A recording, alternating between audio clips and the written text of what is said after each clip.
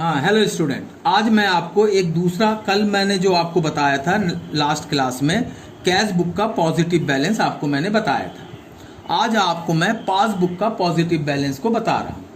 जैसे क्वेश्चन में लिखा है कि the passbook of mister Vardhaman and son showed a credit balance of ₹6,000। तो पासबुक का क्रेडिट बैलेंस मतलब पॉजिटिव बैलेंस है। तो यहाँ पे मैं क्या लिखूंगा, तो मैं आपको यहाँ पे पासबुक का पॉजिटिव बैलेंस यानी कि सीआर बैलेंस के बारे में बता रहा हूँ। जो जैसे एज पर क्वेश्चन में दिया गया है कि पासबुक का जो पॉजिटिव बैलेंस है वो ₹6,000 है।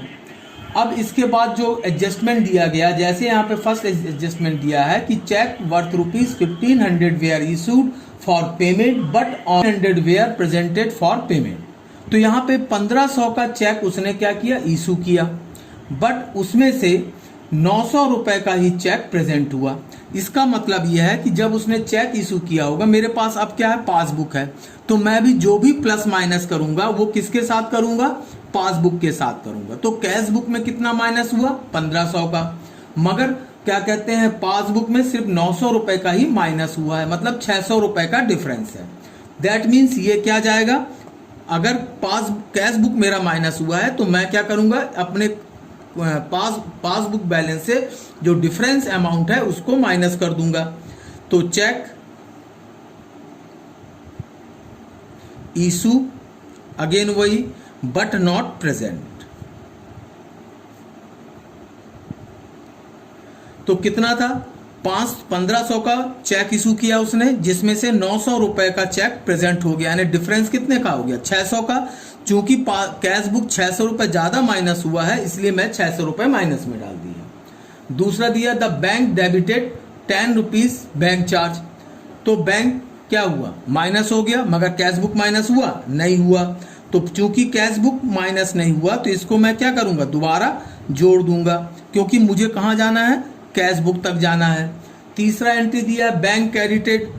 अब बैंक ने क्या दिया, ब्याज दिया, बट कैश बुक में वो प्लस नहीं हुआ, तो इसको भी मुझे कहां डालना पड़ेगा, माइनस में डालना पड़ेगा।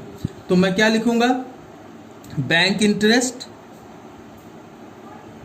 डिपॉजिट। तो चूंकि कैश बुक नहीं बढ़ा, इसलिए मुझे इसको कहां डालना पड़ेगा, माइनस में डालना पड़ेगा। नेक्स्ट एंट्री में आ जाओ, a cheque worth ₹250 was deposit in the bank and it was credited the bank but could not be entered in the cash book. 250 रुपए का चेक बैंक में जमा हुआ, मगर कैश बुक में इंटर्ड नहीं हुआ, मतलब कैश बुक में वो नहीं लिखा गया। तो कैश बुक क्या होगा, नहीं बढ़ेगा, पासबुक बढ़ गया। तो मुझे कहां तक जाना है, कैश बुक तक जाना है, मतलब इसको भी मुझे क्या करना पड़ेगा, माइनस करना पड़ेगा। तो इसमें क्या लिखूंगा मैं, cheque sent to and credited but not entered recorded in cash book। तो कहां डाल दूं, माइनस में। चूंकि क्यों डाल दिया, क्योंकि मेरा कैश बुक नहीं बढ़ा। फिर इसके बाद नेक्स्ट एंट्री देख लेते हैं। नेक्स्ट एंट्री में आपका दिया गया है कि On 29 December, a check worth ₹800 was sent to bank which could not be deposited by 31st December। अब 800 रुपए का चेक भेजा गया, मगर वो बैंक में जमा नहीं हुआ, बट कैश बुक तो बढ़ गया। तो कैश बुक बढ़ गया तो मुझे भी क्या करना पड़ेगा, इसको अपने यहाँ पे बढ़ाना पड़ेगा। तो यहाँ पे वही लिख दूंगा, cheque sent into bank but not credited. तो चूंकि मेरा बढ़ गया है कैश बुक, तो मुझे भी मजबूरी में क्या करना पड़ेगा, अपने पासबुक को बढ़ाना पड़ेगा। इसलिए क्योंकि मैं किसको टैली कर रहा हूं, आपके कैश बुक को। अगली entry, a customer cheque worth ₹160 was received enter in the cash book but could not send into bank. अब एक कस्टमर का मुझे चेक मिला और मैंने कैश बुक में डाल दिया, मगर उसको बैंक में नहीं भेजा। तो जब बैंक को नहीं भेजा, पासबुक आपका इंक्रीज नहीं होगा, मगर कैश बुक इंक्रीज हो गया, इसलिए मुझे भी क्या करना पड़ेगा, इसको ऐड में डालना पड़ेगा। तो मैं क्या लिखूंगा, cheque entered in cash book but not send into bank, यानी कि 160 में कहाँ डाल दूंगा, प्लस में। अब मैं इनको टोटल लगाऊंगा अगेन, जैसे मैं लास्ट क्वेश्चन में किया था। तो ये पॉजिटिव साइड का बैलेंस कितना आ जाएगा, 6970। इसमें से माइनस फिगर को प्लस करके जब मैं 6970 से माइनस करूंगा तो वो आ जाएगा आपका 6035। अब मेरा ये बैलेंस काहे का कहलाएगा, ये कहलाएगा बैलेंस एस पर कैश बुक। तो इस तरीके से मेरा ये क्वेश्चन कंप्लीट हो जाएगा। अब अगला क्वेश्चन जो मैं ले रहा हूं ये ओवरड्राफ्ट की कंडीशन है। ओवरड्राफ्ट मतलब निगेटिव कंडीशन। जैसे मैंने बताया था कि हर बैलेंस में दो बैलेंस होते हैं, एक पॉजिटिव और एक निगेटिव। तो इस क्वेश्चन में आपका जो कैश बैलेंस है वो ओवरड्राफ्ट कहलाता है अगर वो निगेटिव बैलेंस होता है। तो इस क्वेश्चन में जैसे दिया, prepare the bank reconciliation statement of mister Rahul from the details given below as on 31 December 2016। तो पहला पॉइंट दिया है overdraft balance as per cash book. तो ओवरड्राफ्ट बैलेंस मतलब credit balance, negative balance. Overdraft balance as per cash book, इसको हम लोग क्या कहते हैं, सीआर बैलेंस भी कहते हैं। तो कितना बैलेंस दिया गया आपका, 4062 रुपीज। अब इसके बाद सेकंड कंडीशन, ओवरड्राफ्ट में क्या होता है, थोड़ा सा जो इसके जो कैलकुलेशन है इनवर्स ऑर्डर में हो जाती है। इनवर्स ऑर्डर का मतलब होती है वहां जो एंट्री हम लोग माइनस कर रहे थे वो यहाँ प्लस होंगी, जो प्लस होने वाली थी वो माइनस होगी। अब ओवरड्राफ्ट का मतलब होता है कि बैंक से मैंने लोन लिया है या मेरा निगेटिव बैलेंस है। अब अगर मैं पैसा डिपॉजिट करता हूं तो मेरा बैलेंस क्या होगा, रिड्यूस होगा। 5000 उधार था, 2000 मैंने डिपॉजिट किया, मतलब मेरा बैलेंस अब 5 से घट के कितना हो जाएगा, 3000 रुपए। यानी इनवर्स ऑर्डर में इसके क्या होते हैं, प्लस माइनस होते हैं। तो जैसे पहला दिया गया है cheque, a cheque worth 1140 was deposited into bank which was collected after 31st December 2016। अब एक चेक था जो कि मैंने जमा किया था 1140 रुपए, मगर वो कब हो रहा है, जमा हो रहा है 31 दिसंबर के बाद। मेरा अकाउंट कब तक है, 31/12/16 तक। इसका मतलब मैंने अपने कैश बुक को क्या किया होगा, रिड्यूस कर दिया, मगर पासबुक रिड्यूस हुआ नहीं हुआ। दैट मीन्स मुझे पासबुक तक जाना है तो इसको क्या करना पड़ेगा, प्लस करना पड़ेगा। तो क्या लिखूंगा, cheque deposit but not collect, कितना, 1140 रुपए। तो मैं यहां कहां डाल दूंगा, 1140 रुपए। फिर सेकंड एंट्री दिया गया है कि पेमेंट ऑफ 160, ठीक है, by cheque was return twice in the cash book. अब मैंने किसी को पेमेंट दिया 160 रुपए से, मगर उसको मैंने कैश बुक में 2 बार लिख दिया।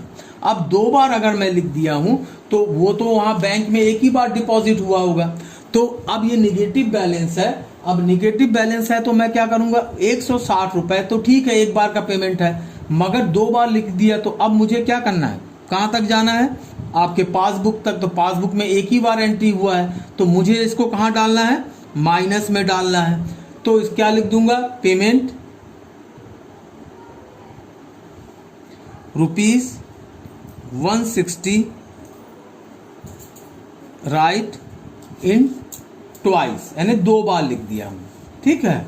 तो इसमें जैसे दिया गया रिटर्न ट्वाइस, यानी कि 2 बार लिख दिया हूं।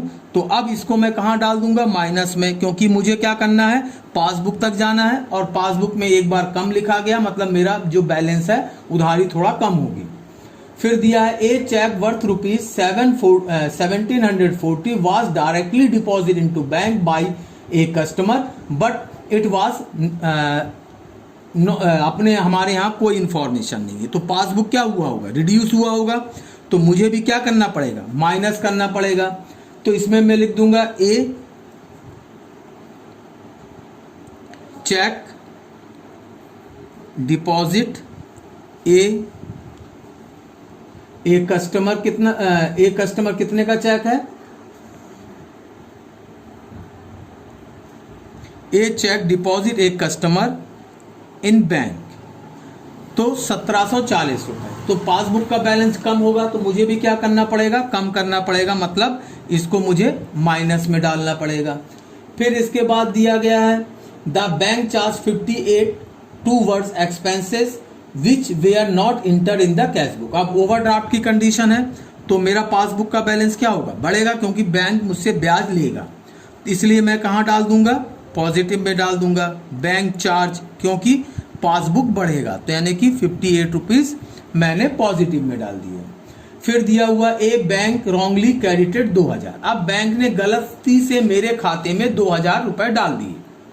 मेरा बैलेंस क्या है, पॉजिटिव पासबुक का बैलेंस है, तो बैंक का बैलेंस कम हुआ होगा तो मुझे भी क्या करना पड़ेगा, माइनस करना पड़ेगा। तो मैं क्या लिख दूंगा, द बैंक रॉन्गली